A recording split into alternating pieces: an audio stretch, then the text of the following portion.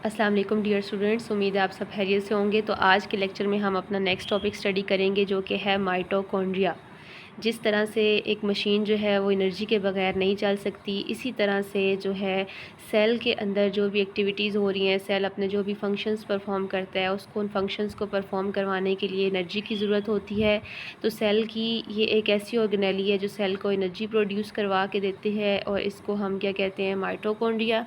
और माइटोकॉन्ड्रिया को हम कहते हैं it is the power house of the cell, यानी कि ये सेल को एनर्जी बना के देता है।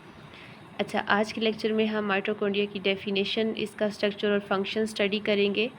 सबसे पहले देख लेते हैं डेफिनेशन। तो mitochondria are the double membrane bound organelles that produce energy in the form of ATP.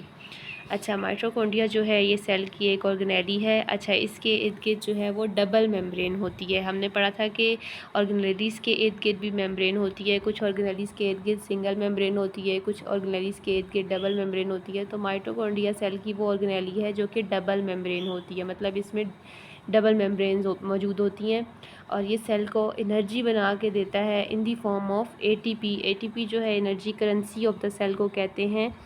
Energy जो है वो एटीपी की फॉर्म में बना के देता है। एडिनोसाइन ट्राइफॉस्फेट इसको हम जो है बोलते हैं। और कौन से प्रोसेस के थ्रू माइटोकॉन्ड्रिया जो है वो सेल को एनर्जी बना के देता है, वो प्रोसेस है सेलुलर रेस्पिरेशन। सेलुलर रेस्पिरेशन वो प्रोसेस है, रेस्पिरेशन कहते हैं ऐसे प्रोसेस को जिसमें जो भी फूड बॉडी में एंटर हो उसका ब्रेक डाउन हो और उससे एनर्जी रिलीज़ हो। इस प्रोसेस को हम कहते हैं सेलुलर रेस्पिरेशन। क्योंकि ये सेल के अंदर होता है इसलिए हम इस प्रोसेस को क्या कहते हैं, सेलुलर रेस्पिरेशन। मैं डिस्क्रिप्शन में इसकी डेफिनेशन भी आपको बता दूंगी। तो सिंपली ये है कि mitochondria are called power house of the cell, यानी कि माइटोकॉन्ड्रिया सेल को एनर्जी बना के देते हैं, ये सेल का पावर हाउस कहलाते हैं। और ये सेल को एनर्जी एटीपी की फॉर्म में बना के देते हैं। और कौन से प्रोसेस के थ्रू ये एनर्जी बनाते हैं, they produce energy through the process of cellular respiration. और cellular respiration is the process in which food molecules are broken down to release energy, कि कोई भी फूड पार्टिकल जो है सेल के अंदर एंटर हो उसको ये ब्रेक डाउन करके उससे एनर्जी जो है प्रोड्यूस करवाते हैं। अच्छा, अब हम देख लेते हैं इसका स्ट्रक्चर। तो माइटोकॉन्ड्रिया सबसे पहले हमने अभी पढ़ा है कि it is a double membrane bound organelle. इसकी 2 मेम्ब्रेन्स होती हैं। सबसे बाहर जो इसकी मेम्ब्रेन होती है उसको हम आउटर मेम्ब्रेन कहते हैं और वो स्मूथ होती है। और जो इनर मेम्ब्रेन होती है वो थोड़ी सी फोल्डेड होती है, यानी उसके अंदर डिफरेंट फोल्ड्स होते हैं। ठीक है, यहाँ पे अगर हम इसका स्ट्रक्चर देखें तो आपको ये नज़र आ रहा है कि ये आउटर मेम्ब्रेन है इसकी। ठीक है, ये स्मूथ होती है। इनर मेम्ब्रेन के अंदर आपको ये फोल्डिंग्स नज़र आ रही हैं और ये फिंगर लाइक प्रोजेक्शंस होती हैं, जिस तरह एक उंगली जो है उसकी जो उंगली की तरह की जो है फोल्डिंग्स सी होती हैं, आपको ये नज़र आ रही हैं। तो आउटर मेम्ब्रेन जो है वो स्मूथ होती है और इनर मेम्ब्रेन जो है उसके अंदर ये डिफरेंट फोल्डिंग्स होती हैं और इन फोल्डिंग्स को हम क्या कहते हैं, क्रिस्टी। अच्छा, इसके बाद जो है इनर मेम्ब्रेन जो है यहाँ पे स्ट्रक्चर में आपको बताया हुआ है कि इट फॉर्म फोल्ड्स। ठीक है, जो अभी हमने देखे हैं डायग्राम में। और इन फोल्ड्स को हम क्या कहते हैं, क्रिस्टी। बेसिकली ये फोल्ड्स इसलिए होते हैं कि ये सरफेस एरिया को बढ़ाने के लिए, इंक्रीज़ करने के लिए होते हैं, ताकि ज़्यादा से ज़्यादा जो है सेलुलर रेस्पिरेशन का प्रोसेस हो सके। तो इन फोल्ड्स यानी इन क्रिस्टी का क्या फंक्शन है कि these fold increase surface area for cellular respiration. Third जो इसका स्ट्रक्चर है, स्ट्रक्चर में हम पढ़ रहे हैं चीज़, वो क्या है, मैट्रिक्स।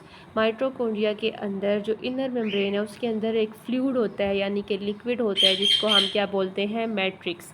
और इस मैट्रिक्स के अंदर डिफरेंट एंजाइम्स मौजूद होते हैं। माइटोकॉन्ड्रिया का अपना डीएनए होता है, इसको सेल के डीएनए की ज़रूरत नहीं होती कोई भी काम करवाने के लिए, इसका अपना डीएनए होता है।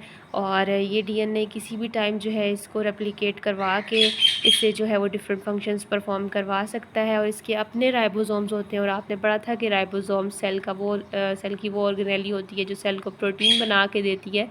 तो माइटोकॉन्ड्रिया के जो इनर मेम्ब्रेन होता है उसमें फ्लूइड होता है, उस फ्लूइड को हम मैट्रिक्स कहते हैं और उसमें डिफरेंट एंजाइम्स, इसका अपना डीएनए और राइबोसोम्स मौजूद होते हैं।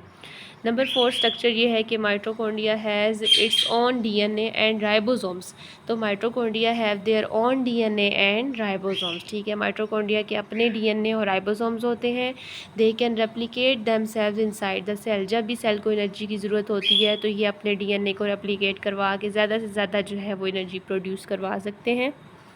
अच्छा, अब आ जाते हैं फंक्शंस पे। तो जैसे कि हमने अभी पढ़ा है कि माइटोकॉन्ड्रिया को हम power house of the cell भी कहते हैं।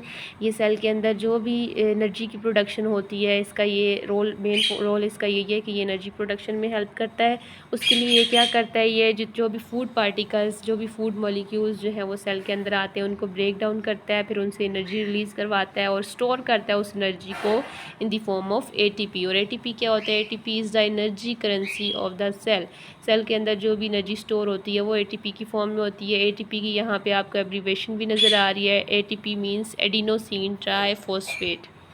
अच्छा, अब हम यहाँ पे थोड़ा सा देख लेते हैं कि वाई आर माइटोकॉन्ड्रिया इंपॉर्टेंट क्यों होते हैं mitochondria? Because they provide energy for all the cell activities. Cell के अंदर जो भी एक्टिविटीज़ हो रही हैं उनके लिए जो है वो एनर्जी की ज़रूरत होती है, और ये एनर्जी सेल को कौन प्रोड्यूस करवा के देता है? माइटोकॉन्ड्रिया करवाता है। Without mitochondria cells can not survive.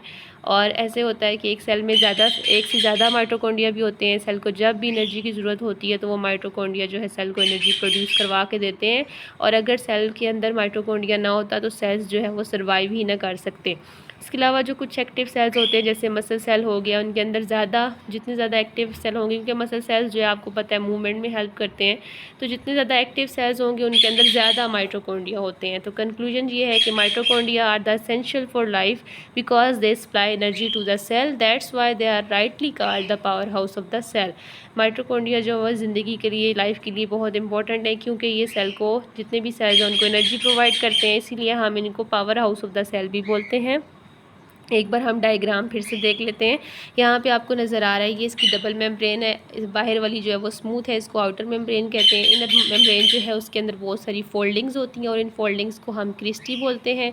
Inner जो मेम्ब्रेन है उसके अंदर जो है वो लिक्विड होता है, फ्लूइड होता है, उसको हम मैट्रिक्स बोलते हैं। फिर यहाँ पर आपको ये माइटोकॉन्ड्रिया का अपना DNA, अपने राइबोसोम्स भी नज़र आ रहे हैं। तो ये थी आज की डायग्राम हमारी और आज का लेक्चर हमारा। थैंक यू, मिलते हैं नेक्स्ट लेक्चर में। अल्लाह हाफिज़।